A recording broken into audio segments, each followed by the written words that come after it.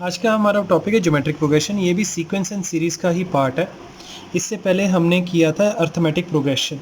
ठीक है, अब दोनों में फ़र्क क्या है, एक एग्जांपल लेता हूँ। जैसे हम सबसे पहले टू का टेबल रिसाइट करें, अगर 2 1 ज़ा 2, 2 2 ज़ा 4, 2 3 ज़ा 6, 2 4 ज़ा 8, ठीक है, फिर 2 5 ज़ा 10 and so on.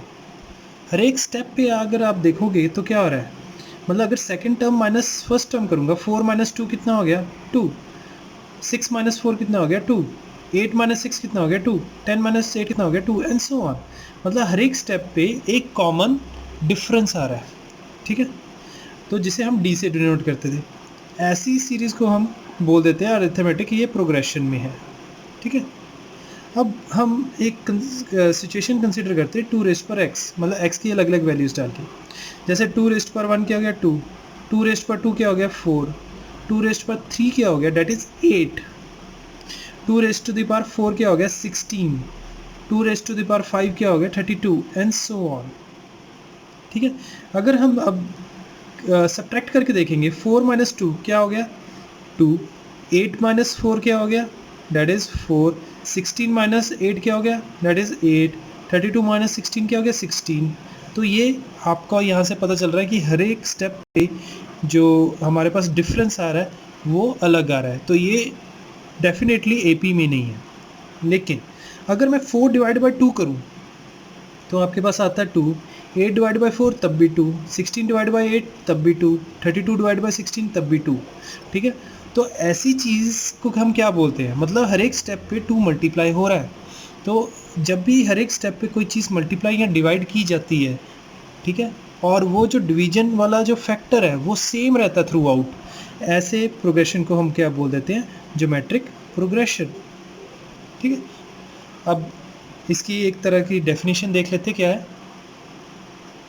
if a1 a2 a3 till an are in gp, ठीक है, देन तो क्या होगा, तो second term divide by first term equals to third term divide by second term equals to fourth term divide by third term and so on till nth term divided by n minus one term. और ये जो सारी चीज़ है ये किसके बराबर होती है, that is denoted by r।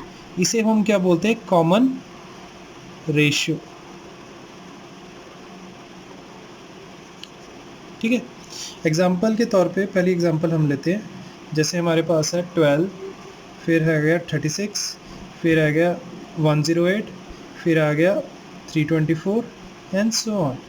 ठीक है, ये जीपी में है, क्यों, आर इन जीपी, क्यों, क्योंकि अगर आप देखोगे 36 डिवाइड बाय 12 या फिर 108 डिवाइड बाय 36 या फिर 324 डिवाइड बाय 108, इन सब का जो वैल्यू है, इन सब रेशो की जो वैल्यू है वो एक ही आ रही है, डेट इज़ 3/1। ठीक है, मतलब हर एक स्टेप पे क्या हो रहा है, मल्टीप्लाइड बाय 3 हो रहा है। तो ऐसी प्रोग्रेशन को हम क्या कहते हैं, that is known as geometric progression. Taking another example, जैसे हमारे पास है एक प्रोग्रेशन, जैसे नेगेटिव ऑफ 4, फिर है पॉजिटिव ऑफ 2, फिर हमारे पास आ गया नेगेटिव ऑफ 1, फिर positive of 1/2 and so on. ठीक है, ये जीपी में क्यों है, आर ए जीपी। ठीक है, और क्योंकि आपका जो देखोगे एक कॉमन फैक्टर है जो मल्टीप्लाई कर रहे हैं हम, क्या है वो, देखो 2 अपॉन नेगेटिव ऑफ 4, या फिर आप कर लो नेगेटिव ऑफ 1/2, या फिर आप कर लो half divided by negative of 1 and so on. ठीक है, सबका जो आंसर है वो क्या आएगा, वो आपके पास आएगा negative of 1/2 and which is R common ratio. तो अर्थमेटिक प्रोग्रेशन और ज्योमेट्रिक प्रोग्रेशन में ये सबसे बड़ा डिफरेंस यही है कि अर्थमेटिक प्रोग्रेशन में चीज़ें ऐड या सब्ट्रैक्ट हो रही हैं, ज्योमेट्रिक प्रोग्रेशन में चीज़ें मल्टीप्लाई या डिवाइड होंगी। यहाँ पर एक बहुत इम्पॉर्टेंट चीज़ नोट करने वाली बात है, ठीक है, याद रखना, no term of GP can be zero. कोई भी टर्म जीपी की ज़ीरो नहीं हो सकती। अगर बाई चांस कोई भी टर्म ज़ीरो हो गई तो एक ना एक बार हर एक टर्म को डिनोमिनेटर में आना ही पड़ता है कॉमन रेशो निकालने के चक्कर में। तो ज़ीरो अगर डिनोमिनेटर में आ गया वो क्या हो जाएगा, नॉट डिफाइंड हो जाएगा। इसलिए कभी भी कोई भी टर्म जीपी का ज़ीरो नहीं हो सकता। Coming over to nth term of a GP. nth term of a GP का फॉर्मूला कैसे बनाएंगे हम, ठीक है, बनाना है फॉर्मूला। चलो बाद में तो हम उसको याद रखेंगे, पहले बनाना आना चाहिए। जैसे हमने अर्थमेटिक प्रोग्रेशन में भी फॉर्मूला बनाया था, तो इसमें भी देखते हैं कैसे। हम सबसे पहले एक बहुत सिंपल सी सीरीज़ ले लेते हैं, जैसे ये 2, 4, 8, 16, 32 एंड सो ऑन, ठीक है। तो अगर मैंने 2 को फर्स्ट टर्म ले लिया, ठीक है, 2 हमारा फर्स्ट टर्म है, t1, इस तरह से t1 इज इक्वल टू 2, तो हमारे पास t2 क्या है, that is equal to 2 multiplied by 2। Third term will be equal to 2 multiplied by 2 multiplied by 2। Fourth term will be equal to 2 multiplied by 2 multiplied by 2 multiplied by 2, ठीक है, and so on. ठीक, अब यहाँ पर आपको क्या देखना है कि मुझे एक तो जो है मेरा फर्स्ट टर्म जो है उसको फिक्स करना है मुझे, ठीक है, और वो इस तरह से फिक्स कर दिया मैंने कि हर एक में फर्स्ट टर्म जो है वो फिक्स हो जाएगा इस तरह से, ये फिक्स हो गया। अब बाकियों के साथ डील करते हैं हम। बाकी के साथ कैसे डील करेंगे, ये जो 2 है ये इसको कैसे लिख सकता हूँ, 2 मल्टीप्लाइड बाय, ये वाला फिक्स्ड है, 2 मल्टीप्लाइड बाय 2 रेज़्ड टू 1, ठीक है, ये है हमारा fixed into 2 raised to the power 2, ठीक है, ये फिक्स्ड वाला 2 है into 2 raised to the power 3 and so on. मतलब क्या हुआ, जब मेरा फोर्थ टर्म था यहाँ पर पावर में 3 था, और यहाँ पर जब 3 था यहाँ पर पावर में 2 है, यहाँ पर 2 है, यहाँ पर पावर में 1 है, तो अगर मेरे पास nth टर्म होगा वो क्या होगा, वो 2 तो फिक्स्ड है multiplied by 2 raised to the power n-1। अब ये 2 और ये वाला जो 2 है ये क्या रिप्रेजेंट करता है, ये वाला जो 2 है ये आपका रिप्रेजेंट कर रहा है फर्स्ट टर्म, जिसे हम a से भी रिप्रेजेंट करते हैं। जो फर्स्ट टर्म है उसको हम a से भी रिप्रेजेंट करते हैं, ठीक है, मल्टीप्लाइड बाय ये वाला जो 2 है ये क्या है, ये बेसिकली आपका कॉमन रेशियो है r raised to the power n-1, ये है हमारा nth term of a GP. इसको और अच्छे से समझने के लिए मैं एक और एग्जांपल लेता हूँ। ये है हमारे पास एग्जांपल जिसमें हमारे पास है फर्स्ट टर्म एज 2, और अगर मैं कॉमन रेशियो की अगर बात करूँ, कॉमन रेशियो आपके पास क्या आएगा, 6 डिवाइडेड बाय 2, या फिर 18 डिवाइडेड बाय 6, या फिर 54 divided by 18 and so on, ठीक है, जो कि आपके पास बन जाता है डेट इज़ 3। तो कॉमन रेशियो है 3। तो अब हम दोबारा से फॉर्मूला जनरेट करेंगे इस सीक्वेंस के अकॉर्डिंगली। देखो पहली जो टर्म है वो क्या है, डेट इज़ इक्वल टू 2, जिसे हम ए बी लिख देते हैं, ठीक है। सेकंड जो टर्म होगी वो क्या होगी, ठीक है, that is equal to 2 multiplied by 3, okay. अब ये 2 क्या है, 2 आपका ए था, और 3 क्या है, 3 आपका कॉमन रेशियो ए आर, ठीक है। इसी तरह से T3 थर्ड टर्म क्या होगी, 2 मल्टीप्लाइड बाय 3 मल्टीप्लाइड बाय 3, जो भी ऊपरली टर्म है उससे उसमें हम 3 मल्टीप्लाई करते रहेंगे, कॉमन रेशियो मल्टीप्लाई करते रहेंगे। तो ये क्या चीज़ है आपकी A, और ये क्या था आपका R इंटू आर, मतलब यहाँ 3 था तो यहाँ पर 2 R आ गए, तो ये क्या बन गया AR²। इसी तरह से T4 क्या हो जाएगा, 2 multiplied by 3 multiplied by 3 multiplied by 3 is equal to A into R raised to the power 3। ऐसे करते करते अगर मेरे पास nth टर्म आ जाए वो क्या हो जाएगा, 2 मल्टीप्लाइड बाय 3 मल्टीप्लाइड बाय 3, ये कितने 3 आएंगे आपके पास, that will be equal to n-1, ठीक है। तो ये आपके पास बन गया AR raised to the power n-1। तो आपके पास ये सबसे पहला फॉर्मूला है nth term of a GP, वो इसके बराबर होता है, ठीक है, AR raised to the power n-1। Concept को अच्छे से समझने के लिए हम एक क्वेश्चन करते हैं। हमें गिवन है एपी, जिसमें फोर्थ टर्म हमें दी गई है as 27, sum of third and fifth term is 90। ठीक है, तो जो जो चीज़ें दी गई हैं मैथमेटिकली लिख लेते हैं। तो फोर्थ टर्म दी गई है आपके पास 27, sum of third term and fifth term ये जो आपके पास दी गई है डेट इज़ इक्वल टू 90। ठीक है, हमें ढूंढना क्या है, हमें कॉमन रेशियो ढूंढनी है। ठीक है, जो हमें मालूम लगा अभी तक, फॉर्मूला जो पता चला उसके अकॉर्डिंगली हम इसको सॉल्व कर लेते हैं। टी एन क्या होता है, that is equal to A are raise to the power N minus 1। तो जो T4 है आपका क्या बन गया, that is equal to A R cube is equal to 27, और T3 क्या हो गया, ए आर स्क्र, और T5 हो गया आपके पास a are raise to the power 4, that is equal to 90। ठीक है, ऐसी सिचुएशंस में क्या करते हैं, हम डिवाइड करते होते हैं। क्यों करते होते हैं, क्योंकि एक वेरिएबल को हमें कैंसिल आउट करना होता है। इसमें से अगर मैं देखूं तो ए आर स्क्र कॉमन आ जाएगा, तो आपके पास बचता क्या है, 1 plus R square is equal to 90। इन दोनों को हम डिवाइड कर देते हैं, इसको और इसको। ठीक है, that comes out to be A R square 1 plus R square divided by A R cube is equal to 90 divided by 27। यहाँ से ए कैंसिल आउट हो गया, आपका आर स्क्र कैंसिल आउट हो गया, नीचे आर बच गया। ठीक है, 9 10s are 9 3s are, so you are left with 1 plus r square upon r is equal to 10 upon 3।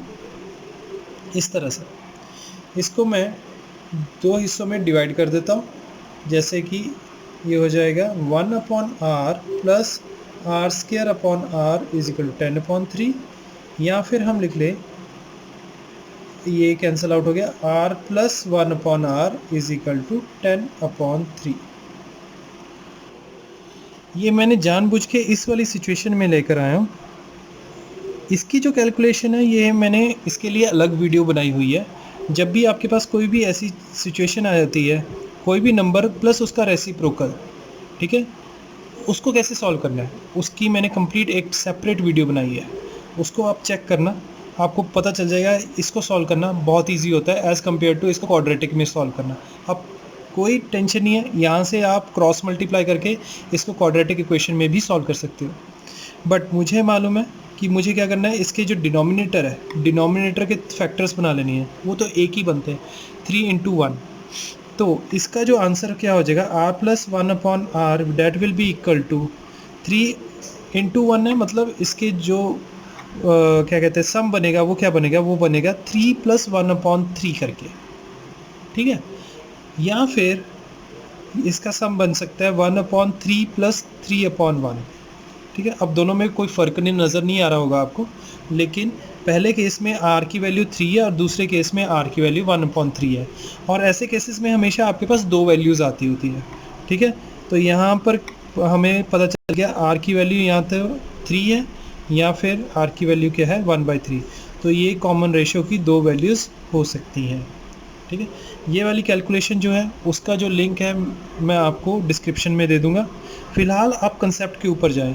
हमने ये जो फॉर्मूला है इसकी एप्लीकेशन की है अभी। ठीक है, coming over to next question. तो हमारे पास ये क्वेश्चन है, in a GP third term is given as 3 In a GP, third term is 7. Find the product of first 5 terms. ठीक है, हमें थर्ड टर्म जो दी गई है वो क्या है, 7 के बराबर है, और हमें फर्स्ट 5 टर्म्स का प्रोडक्ट निकालना, प्रोडक्ट मतलब मल्टीप्लिकेशन निकालनी है। ठीक है, देखो कैसे करना है इस क्वेश्चन को। फर्स्ट 5 टर्म्स कौन से होंगे, एक तो आपके पास होगा T1 multiplied by T2 multiplied by T3 multiplied by T4 multiplied by T5। ये मेरे पास फर्स्ट 5 टर्म्स का जो है प्रोडक्ट है।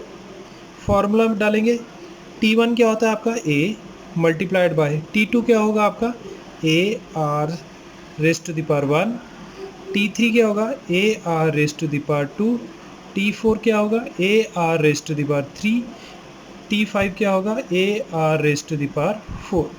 ठीक है, अब देखो a कितने हैं, 1 2 3 4 5, तो क्या बन गया a raised to the power 5 multiplied by r में क्या है, आपके जो पावर्स हैं ऐड अप हो जाएंगे, 1 + 2 3, 3 + 3 6, 6 + 4 10, तो a r raised to the power 10। ठीक है, अब मैं क्या करता हूँ, इसको हम कैसे लिख सकते हैं, देखो कॉमन जो पावर बनेगी वो क्या बनेगी, that will be a r square, ठीक है, whole raised to the power 5। ध्यान से देखना, जो 5 है दोनों में कॉमन था तो मैंने कॉमन बाहर निकाल लिया, ठीक है, a raised to power 5 r raised to power 10 था ना, तो ये जो 5 है कॉमन ले लिया। अब a r स्क्वायर क्या होता है, a r स्क्वायर क्या था, हमारा थर्ड टर्म था जो कि हमें गिवन है एज 7, ठीक है, तो T3 जो है डेट इज़ गिवन एज 7, और T3 का मतलब क्या है, A are square is given as 7, ठीक है, तो मतलब ये जो चीज़ है ये क्या हो जाएगी आपका 7 रेज टू द पावर 5, ठीक है, इसको फर्दर कैलकुलेट करने की ज़रूरत नहीं है, तो यही आपका आंसर है। ठीक है, देखो क्वेश्चन कुछ भी नहीं था, एप्लीकेशन थी फॉर्मूले की, डैट इज़ इट। सॉल्व करने के बाद हमारे पास आ गया 6r² minus 20r plus 6 is equal to 0, ठीक है, तो कॉमन अगर देख लो निकल रहा है तो वो है 2, तो आपके पास आ गया 3r² negative of 10r plus 3 equals to 0, मतलब आपके पास जो क्वाड्रेटिक इक्वेशन है वो क्या आ गई, that is 3r² negative of 10r plus 3 equals to 0। ये क्वेश्चन कंसिडर करते हैं जहाँ पर हमें दिया गया है given 3 numbers in GP such that their sum is 13, उनका जो सम है 13 के बराबर है, sum of their squares is 91, ठीक है, जो सिचुएशन दी गई है उसको एज इट इज़ लिख लेते हैं पहले हम मैथमेटिकली पर, ठीक है, 3 नंबर्स जो है, तो जो हम 3 नंबर्स हैं वो क्या ले लेंगे, ए, और दूसरा नंबर ए आर, और तीसरा नंबर क्या होगा, ए आर स्क्वायर। अब गिवन क्या है कि a plus a are square that is equal to 13, और क्या गिवन है, सम ऑफ देयर स्क्वायर्स, मतलब a का स्क्वायर प्लस ए आर का square plus a are square का स्क्वायर होल स्क्वायर, इनका जो सम है डैट इज इक्वल टू 91, ये हमें दो चीज़ें प्रोवाइडेड है, ठीक है। अब क्या करना है आपको, आप पहले तो जो भी आपको गिवन है, ये दो चीज़ें गिवन है, इसमें क्या कॉमन है, पहले तो उसको सिंप्लीफाई करने की कोशिश करो, 1 plus r square that is equal to 13, और नीचे जो है आपके पास ए स्क्वायर कॉमन है, तो क्या आ जाएगा 1 plus r square plus r raise to the power 4 that is equal to 91, ठीक। अगर हम इन दोनों का स्क्वायर करके डिवाइड कर देते, इसका स्क्वायर करके, सॉरी पहले वाले का स्क्वायर करके डिवाइड कर देते, तो ए स्क्वायर से हम छुटकारा मिल जाएगा हमें, ठीक है, हमें एक चीज़ तो कैंसिल आउट करनी पड़ेगी ना, तो अगर ये इक्वेशन 1 है, ये इक्वेशन 2 है, तो पहली इक्वेशन का स्क्वायर जो होगा that will be equal to a square multiplied by 1 plus r square का whole square is equal to 13 square. अच्छा, यहाँ पर मैं एक फॉर्मूला और बताऊँगा जो 10th में किया जाता है, वो क्या होता है कि 1 plus r square plus r raise to the power 4, इसका फॉर्मूला क्या होता है, that is equal to 1 plus r square multiplied by, यहाँ पर ध्यान देना, 1 minus r plus r square. ये वाला फॉर्मूला अगर आपको याद है तो वेल एंड गुड है, नहीं याद है तो प्लीज़ दोबारा से नोट डाउन कर लो, ठीक है। तो ये वाला फॉर्मूला हमारे यहाँ काम आने वाला है, ये हमारे पास स्क्वायर आ गया। अब हम क्या करते हैं, इन दोनों इसको और इसको डिवाइड कर देते हैं, ठीक है, तो क्या आ जाएगा, मेरे पास आ जाएगा a square multiplied by 1 plus r square का होल स्क्वायर डिवाइडेड बाय, अब ये वाली चीज़ लिखने वाला हूँ मैं, ए स्क्वायर और 1 plus r square plus r raise पर 4 का फॉर्मूला क्या था, 1 plus r square into 1 minus r plus r square, ठीक है, और ये इसकी जो वैल्यू थी क्या है, 13 स्क्वायर डेट इज़ 169, ठीक है, अपॉन 91। वैसे 169 करने की ज़रूरत नहीं थी क्योंकि 13 7 कैंसलेशन तो हो ही रही थी इस तरह से, ठीक है। तो ये आपका ए स्क्वायर कैंसिल आउट हो गया, ये स्क्वायर इसके साथ कैंसिल आउट हो गया, you are left with 1 plus r square upon 1 minus r plus r square is equal to 13/7। अगर आप कंफर्टेबल हो कंपोनेंडो एंड डिविडेंडो लगाने में तो यहाँ पर कंपोनेंडो एंड डिविडेंडो लगा लो, अगर नहीं है तो सीधा सीधा आप क्रॉस मल्टीप्लाई कर लीजिए। क्रॉस मल्टीप्लाई करेंगे तो आपके पास आ जाएगा 7 plus 7r plus 7r square that is equal to 13 minus 13r plus 13r square. ठीक है, तो 3 3 ज़ा 9, तो आपके पास आ गया नेगेटिव ऑफ 9 और नेगेटिव ऑफ 1। ठीक है, अब इसका शॉर्टकट भी जो है मैंने इसकी वीडियो बनाई हुई है कि क्वाड्रेटिक इक्वेशन को कैसे आप जल्दी से निकाल सकते हो। ठीक है, तो वो मैं यहाँ पर सीधा सीधा लिख देता हूँ 3r, इसको इस तरह से ब्रैकेट्स में लिख दिया और इधर r लिख दिया इज इक्वल टू 0। तो 3r माइनस 1 और इधर आ गया नेगेटिव ऑफ 3। तो यहाँ से मेरे पास r की जो वैल्यूज़ आ गई वो क्या आ गई, यहाँ तो 1/3 है, यहाँ 3 है। ठीक है, तो मेरे पास दो कॉमन रेशियोज़ आ गई। अब दो कॉमन रेशियोज़ आई हैं तो मेरे पास दो क्या कहते हैं जीपी भी दो होगी। तो क्या होगा वो, अब देखो अगर आपके पास कॉमन रेशियो आ गई तो हम फर्स्ट जो हमारा टर्म है वो निकाल सकते हैं किसी भी एक में इक्वेशन में r की वैल्यू डालकर। तो जब r की वैल्यू हमने डाली 1/3 तो आपके पास a की वैल्यू जो आ जाएगी that will be equal to 9। ठीक है, आप यहाँ पर ट्राई करके देखना, जब 1/3 डालोगे यहाँ पर 1/3 1/9, इसको सॉल्व करने पे आपके पास a की वैल्यू जो आएगी that will be equal to 9। ठीक है, तो a की वैल्यू 9 आ गई। अब मल्टीप्लाई किससे करना है, पहली टर्म क्या है 9 मल्टीप्लाइड बाय 1/3, दूसरी टर्म क्या होगी 3 मल्टीप्लाइड बाय 1/3, तीसरी टर्म क्या होगी 1। तो जब r की वैल्यू 1/3 थी तो मेरे पास जो 3 टर्म्स हैं वो कौन सी आ गई 9 3 एंड 1। जब r की वैल्यू मेरे पास 3 आ जाएगी, ठीक है, तो a की वैल्यू क्या होगी, देखो यहाँ पर हम r की वैल्यू 3 डालते हैं, 1 + 3 4, 4 + 9 13, 13 डिवाइड बाई 13 1, तो a की वैल्यू आपके पास आ जाएगी 1। ठीक है, तो आपके पास 3 नंबर क्या से हो जाएंगे, वो हो जाएगा a की वैल्यू 1 आ गई, फिर 1 × 3 3, 3 × 3 9, तो 1 3 एंड 9। ठीक है, तो बेशक आप r की वैल्यू 1/3 से देख लो या r की वैल्यू 3 से देख लो, आपके पास जो 3 नंबर आ रहे हैं वो सेम ही आ रहे हैं, दैट इज़ 1 3 एंड 9। तो यही हमारे नंबर्स हैं।